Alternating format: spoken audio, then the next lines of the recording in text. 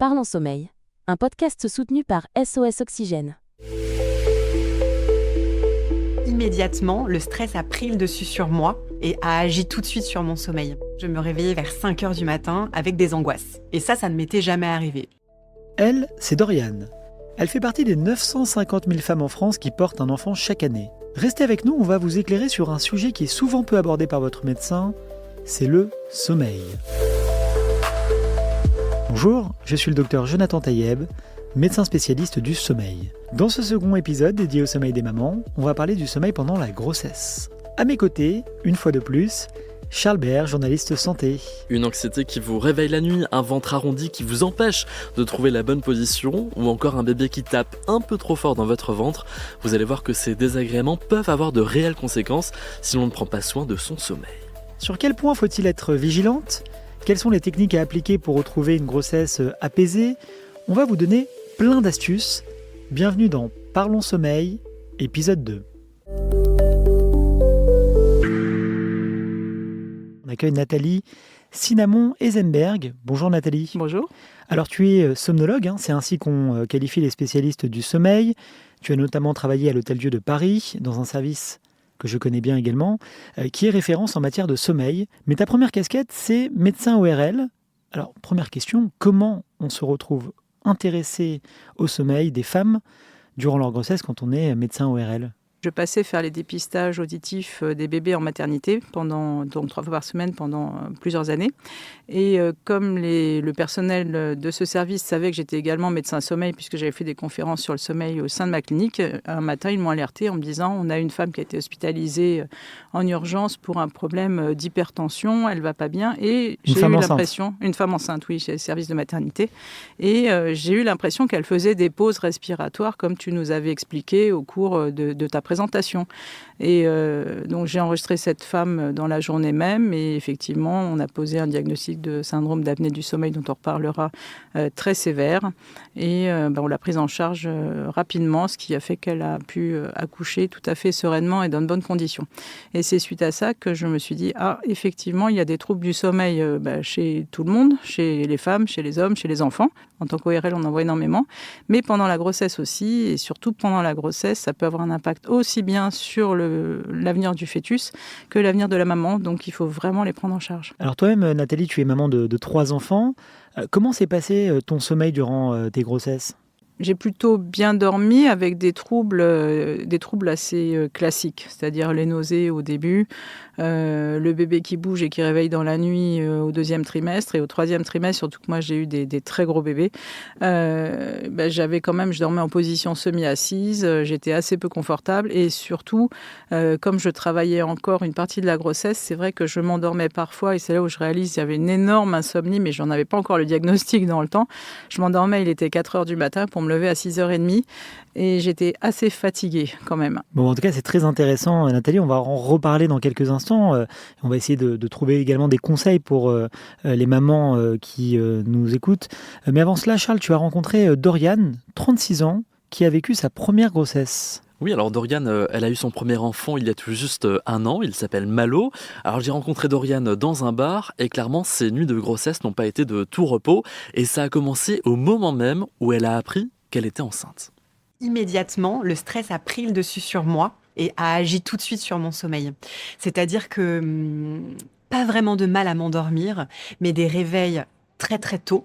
Donc je me réveillais vers 5h du matin avec des angoisses. Et ça ne m'était jamais arrivé. Parce que je pouvais faire des cauchemars de temps en temps, ou alors quand j'avais des réunions très importantes ou des pics de stress, avoir un sommeil agité. Mais là, c'était des réveils très tôt. Moi, je suis quelqu'un qui tout de suite veut savoir comment ça va se passer, qu'est-ce que je dois mettre en place, quelle est ma to-do list. Et du coup, c'était ces prochaines étapes qui m'angoissaient beaucoup. Nathalie, une première réaction, est-ce que les insomnies sont vécues par beaucoup de femmes au début de leur grossesse ? Je pense que pendant la grossesse, il y a énormément de questions et on a un mental qui change avec quand même une charge qui est très importante sur il faut que je survive, il faut que l'enfant survive, il faut que tout se passe bien. Et c'est là où on se dit est-ce que j'ai fait tous mes testaments mais vraiment c'est un état mental très différent. Quand on a de l'insomnie justement sur une courte période, souvent on dit que des somnifères, ça peut être la bonne solution sur 2-3 semaines. Est-ce que pour une femme enceinte, c'est quelque chose que tu recommandes ? Je ne conseille pas en première intention de mettre des médicaments dans le cas d'une insomnie pendant la grossesse, surtout si c'est récent et s'il n'y avait pas de terrain prédisposé chez la femme avant la grossesse. Il faut plutôt favoriser donc ce qu'on utilise pour l'insomnie classique, les TCC, donc les thérapies cognitivo-comportementales, qui sont les explications, les bonnes consignes de sommeil, comment bien gérer, si on n'arrive pas à s'endormir, qu'est-ce qu'il faut faire, pour se rendormir, qu'est-ce qu'il faut faire. Donc ça, c'est très clair, c'est très bien fait et ce sont des très bons guides pour les femmes. Il y a aussi d'autres techniques comme l'acupuncture, la sophrologie. Il y a les séances, bien sûr, avec une psychologue qui propose souvent des séances d'hypnose. Tout ça peut aider à gérer l'anxiété qui est quand même assez normale et qui peut entraîner une insomnie qui peut, elle aussi, être normale en début de grossesse compte tenu du nouveau contexte de la femme. Mais après, moi, ça peut m'arriver, Nathalie, dans de rares cas, de mettre des somnifères quand vraiment on sent que ça altère la qualité de vie de la patiente sur ses capacités professionnelles, par exemple, quand elle travaille toujours, ou même familiales, quand elles ont déjà des enfants. Donc, c'est vrai, tu as raison, effectivement, à éviter finalement en première intention, mais dans de rares cas, ça peut nous arriver de les mettre. Oui, oui, tout à fait. Est-ce qu'il y a des études scientifiques sur le sommeil des femmes durant leur grossesse ? Est-ce qu'elles sont nombreuses ? Et finalement, qu'est-ce qu'on peut en tirer de concret ? Les études, il y en a de plus en plus, heureusement, et elles montrent qu'il faut vraiment s'occuper du sommeil de la femme enceinte. Il ne faut pas hésiter à poser les questions de savoir si elle dort assez, si elle dort bien. Donc il y a un problème de qualité et de quantité. On sait que quand, par exemple, une femme dort moins de 4 heures, il y a des troubles de diabète, d'hypertension, il y a l'évolution gravissime, ce qu'on appelle l'éclampsie, qui est nettement augmentée. Rien que par la durée de sommeil, il y a de ces troubles qui apparaissent. Et on sait que dès qu'elle dort moins de 6 heures, il y a un type de dépression qui peut apparaître chez une femme qui n'était pas dépressive. Donc la durée de sommeil aussi est importante, et la qualité, bien sûr. Et Charles, alors comment a évolué la grossesse de Dorian ? Alors au fil du temps, le cas de Dorian ne s'est pas arrangé. Au bout de quelques mois, son ventre a pris du volume et Malo commençait déjà à s'agiter. J'en ai parlé un petit peu avec ma sage-femme, avec les médecins qui me suivaient, ma gynécologue. Et elle m'a conseillé pour la circulation du sang de me placer sur le côté gauche. Et c'est une position que j'avais l'habitude de prendre et qui vraiment m'aidait, surtout sur la fin de la grossesse, quand on a le ventre qui est de plus en plus lourd. Moi, ça m'a permis en tout cas de pouvoir mieux dormir. Nathalie, est-ce qu'il y a une position à privilégier justement quand on est une femme enceinte ? Oui, tout à fait, la position sur le côté gauche, comme Dorian a fait. Et pourquoi alors ? Alors, ça permet déjà de mieux digérer, parce qu'il y a aussi la contrainte de l'estomac et de la digestion. Les repas, c'est compliqué. Ça libère, alors après, c'est un peu compliqué, la veine cave, le retour veineux, donc ça diminue les œdèmes. Et d'être sur le côté, le bébé écrase moins, en fin de compte, le corps, tout simplement. Et il se positionne, tout est plus détendu. Et au niveau des voies respiratoires, par rapport au pharynx, aux voies aériennes supérieures, il y a moins de problèmes de ronflement ou d'apnée. On sait que beaucoup de femmes utilisent un coussin de grossesse. Ça ressemble à quoi et est-ce que ça sert vraiment à quelque chose ? Alors c'est un énorme traversin et ce coussin de grossesse est utilisé même par des patients non enceintes après parce que c'est très confortable, ça permet de caler, souvent ça leur permet en réalité de décaler aussi les jambes, de mettre une jambe en dessous, une jambe au-dessus, ça permet de trouver sa position très confortable. Et effectivement ces coussins de grossesse sont, c'est des gros traversins un petit peu plus douillets et utilisés par plein de patients non enceintes, voire des hommes. Et puis ce traversin évitera de se mettre sur la position dorsale, une position qui favorise les apnées et les ronflements. Oui, tout à fait. Et le fait de dormir sur le côté, dans la majeure partie des cas, donc il faut quand même faire attention, va protéger les voies aériennes. Il y a certains syndromes d'apnée qui sont positionnels, c'est-à-dire que quand on dort sur le dos, il y a énormément d'apnée. Et quand les gens sont sur le côté, donc là on parle enceinte ou pas enceinte, il n'y a plus d'apnée, mais parfois quand même il y en a encore.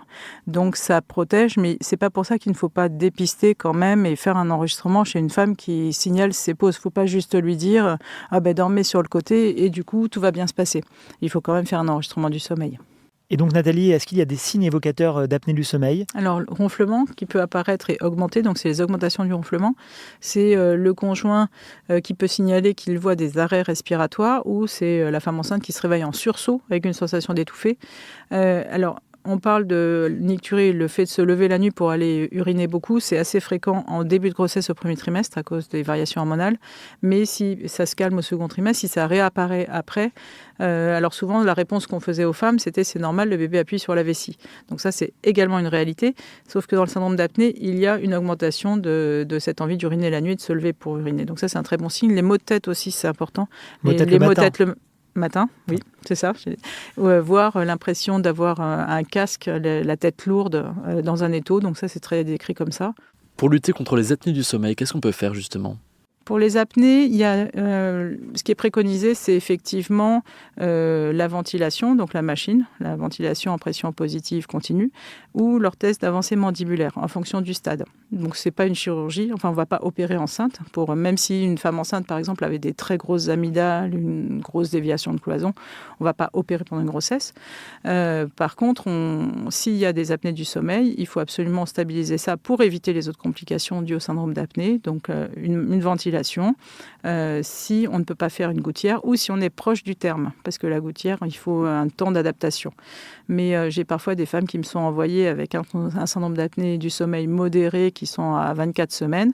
On a le temps de faire une orthèse d'avancée mandibulaire et qui sera très bien pendant toute la grossesse. Alors on a parlé de l'insomnie, on a parlé de l'apnée du sommeil. Il faut parler, je pense, du syndrome des jambes sans repos, ce qu'on appelle les impatiences.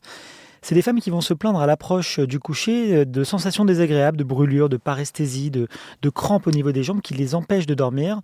Et ça touche plus les femmes enceintes que la population générale. Oui, ça augmente pendant la grossesse. Donc parfois, les femmes avaient un syndrome des jambes sans repos avant la grossesse, qui va s'aggraver pendant. Parfois, elles n'en avaient pas. Et pendant la grossesse, et c'est souvent dû à une carence en fer. Donc il faut doser le fer. Et les normes chez la femme enceinte sont un peu plus basses. On a des exigences supérieures, on va dire, de traitement. Cette baisse du fer peut entraîner ce syndrome des jambes sans repos. Et surtout, la complication la nuit, qui sont les mouvements périodiques nocturnes. Et c'est ça qui va fractionner le sommeil de la femme et la fatiguer. Et donc finalement, comme solution concrète, une femme qui a des sensations désagréables, qui l'empêchent de dormir, il faut vérifier le taux de fer et éventuellement le traiter ? Exactement, aller voir son médecin, doser le fer, en sachant que les normes sont un peu plus basses, donc on a plus d'exigences sur la quantité de fer à avoir chez une femme enceinte. Supplémenter, donc c'est parfois par voie intraveineuse tellement il y a de carences. Et après, il y a toutes les mesures hygiéno-diététiques habituelles, donc se lever, marcher, surtout passer de l'eau froide sur les jambes pour essayer de soulager, voire l'acupuncture pour apaiser tout ça. Alors Charles, face à des nuits compliquées, comment se déroulaient les journées de Dorian ? On a parlé des nuits, mais des journées. Eh bien, la journée, elle était fatiguée, parfois irritable. Elle travaille dans le milieu du luxe. C'est un environnement stressant. Alors, elle n'a pas vraiment trouvé de solution. Mais à un moment donné, elle qui dédie toujours sa vie au travail, elle s'est forcée à aménager son emploi du temps. Particulièrement sur le premier trimestre, j'ai eu besoin de prendre des jours où, par exemple, des jours où j'avais beaucoup de réunions, où j'ai préféré faire du télétravail parce que j'étais épuisée. Enfin, c'est un vrai épuisement physique. Notre corps se transforme et on a vraiment des moments où on est dans l'incapacité de pouvoir poursuivre la journée correctement. Nathalie, est-ce que l'employeur a des obligations d'aménagement de postes de travail pour les femmes enceintes ? En France, oui. Dans les autres pays, je ne sais pas. Mais en France, oui, normalement, il est obligé quand même d'aménager. Une fois qu'elle a annoncé sa grossesse, en général, il faut quand même un certificat médical. Il doit alléger les horaires si besoin, aménager son poste ou lui permettre d'être plus assis si besoin, voire permettre de faire plus de télétravail si c'est possible. Parfois, on est obligé de faire un reclassement ponctuel, on va dire, pendant la grossesse du poste. On doit éviter les ports de charges lourdes. On a cette chance en France. Dans les autres pays, c'est vrai que je ne sais pas. En France, je sais que les femmes sont quand même assez bien protégées si c'est possible. Et donc aussi en journée, on peut avoir des répercussions, notamment dans les premiers mois de grossesse. On parle souvent des nausées.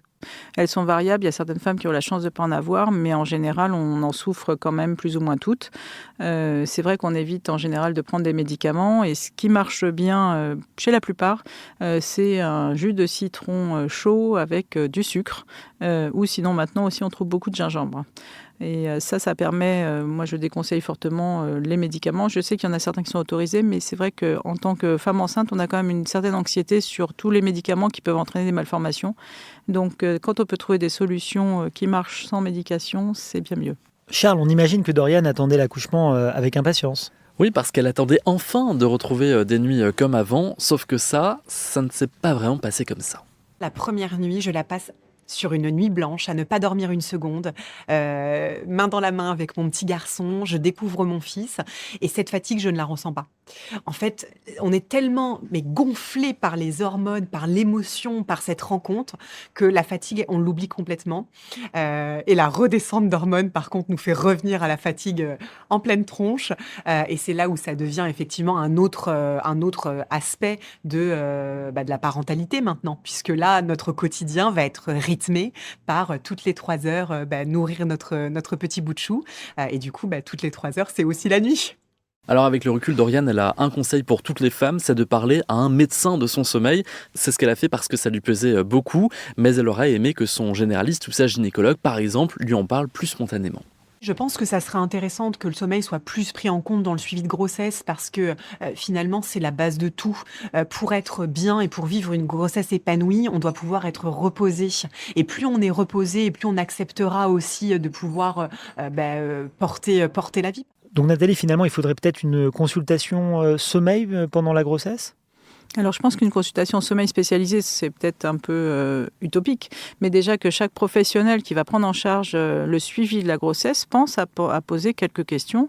Je sais que pour les dentistes, là j'ai élaboré un questionnaire de 10 questions qu'ils vont poser pendant leur dépistage systématique entre 20 et 24 semaines, et je pense que c'est vraiment les sensibiliser, et il n'y a pas besoin de passer 30 minutes à demander comment la femme dort, mais en tout cas être aussi alerté que si elle dit « je suis fatiguée », pas dire « c'est normal ». Déjà rien que là, on aura fait un énorme pas en avant.